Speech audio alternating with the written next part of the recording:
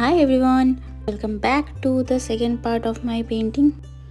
If you are joining me for the first time, this is the part 2 of my Radha Krishna 3D art. Don't worry, if you missed the first part where I show how I sculptured all this jewellery with clay, I have linked part 1 right here on the screen and in the description box also.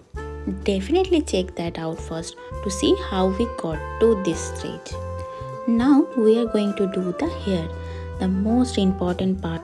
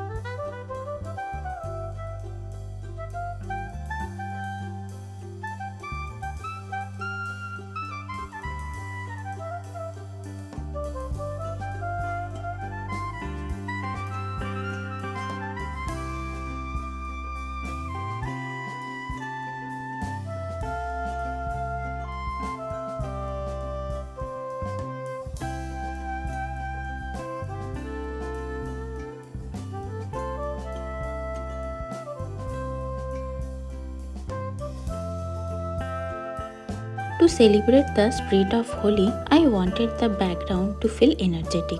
I used a splattering technique with watered down acrylic to create that gulal, means the color powder effect.